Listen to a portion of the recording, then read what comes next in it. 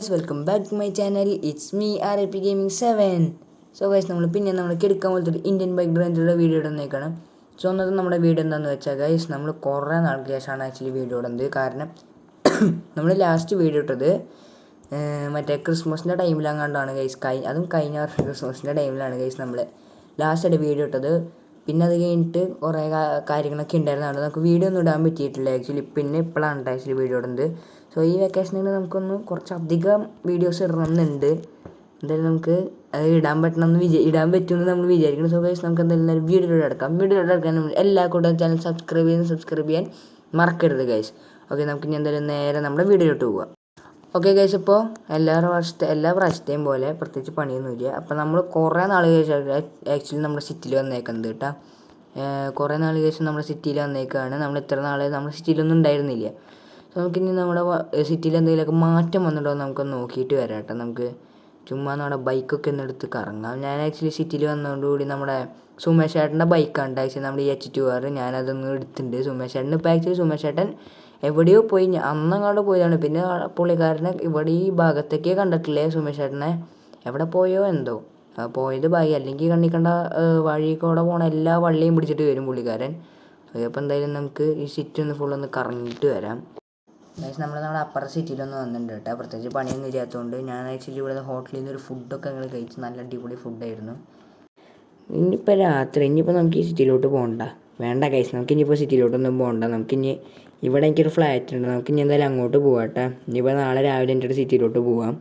ഈ കാണുന്ന വഴിയാണ് ഗൈസ്. നമുക്ക് ആ കാണുന്ന ബിൽഡിംഗ് ആണ് ആക്ച്വലി ഫ്ലാറ്റ് എന്ന് പറയുന്നത്. ഷോർട്ട് കട്ടാണ്. അപ്പോൾ നമുക്ക് എന്തായാലും കാര്യം ചെയ്യാം, നാളെ രാവിലെ എൻ്റെ കാണാം ഗൈസ്.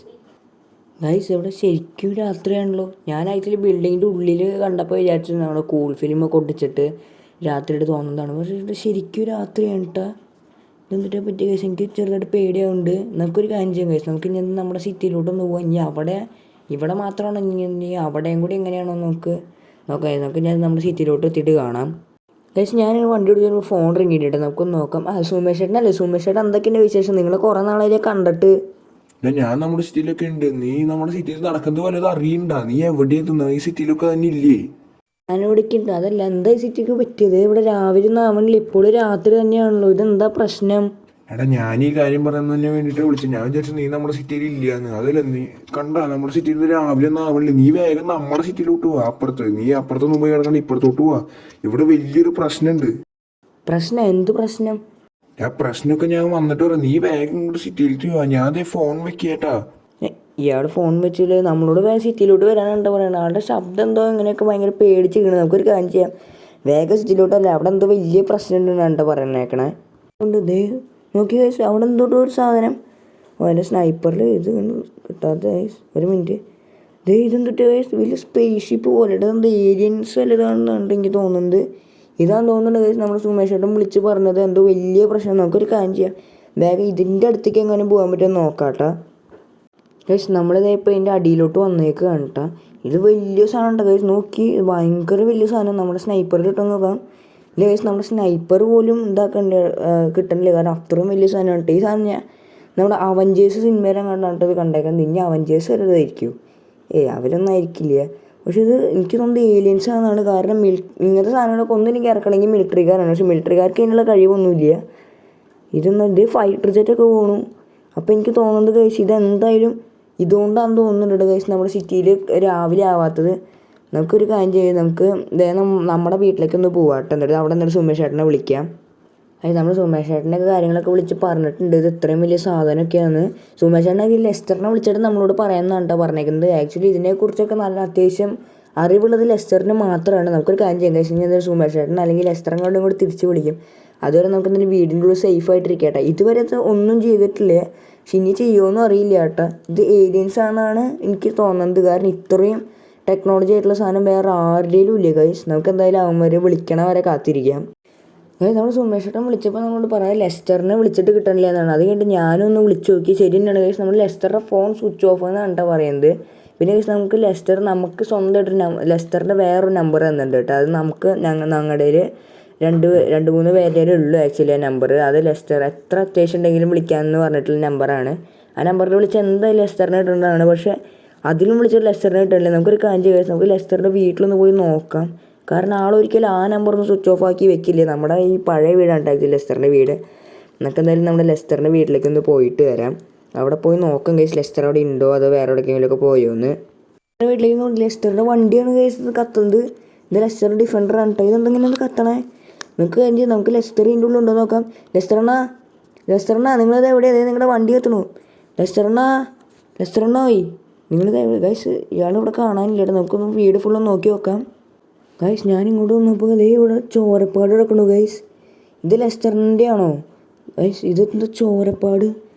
അപ്പോൾ ലെസ്റ്ററിന് ഈ വീട്ടിലൊന്നും ഇല്ല കേട്ടോ. ഞാൻ കുറേ നോക്കി. നമുക്ക് ഞാൻ അപ്പുറത്തൊക്കെ ഒന്ന് നോക്കാം ഗൈസ്. ലെസ്റ്ററിന് ഈ വീട്ടിലേ ഇല്ല. ഇവിടെ ചോരപ്പാടൊക്കെ ഉണ്ട്. ഇതേ ഇവിടെയും ചോരപ്പാട്. ഇത് കണ്ടിട്ട് എനിക്ക് തോന്നുന്നത് ഇവിടെ നല്ലൊരു അടി നടന്നുണ്ട് ഗൈസ്. അല്ലാണ്ട് ഇതേപോലെ ചോരപ്പാട് ഉണ്ടാവില്ല. നമുക്ക് എന്തായാലും പുറത്തേക്കൊക്കെ ഒന്ന് ഇറങ്ങി നോക്കാം കേട്ടോ. ഇവിടെ ഇതേ ഗൈസ് നമ്മുടെ വണ്ടി ഇപ്പോൾ ഇവിടെ കത്തിക്കൊണ്ടൊക്കെ തന്നെ ഇരിക്കുകയാണ്. ഇതേ ഇവിടെയും ഗൈസ് ചോരപ്പാട് ഗൈസ്. അപ്പോൾ എനിക്ക് തോന്നുന്നു ലെസ്റ്ററിനെ എന്തായാലും തട്ടിക്കൊണ്ട് ഉറപ്പാണ് ഗൈസ്. നമുക്ക് എന്തായാലും ഇവിടെ ഫുള്ളൊന്ന് നോക്കി നോക്കാം. ഒരു മിനിറ്റ് ഗൈസ്. ഇതെന്താ ID കാർഡ് പോലെ?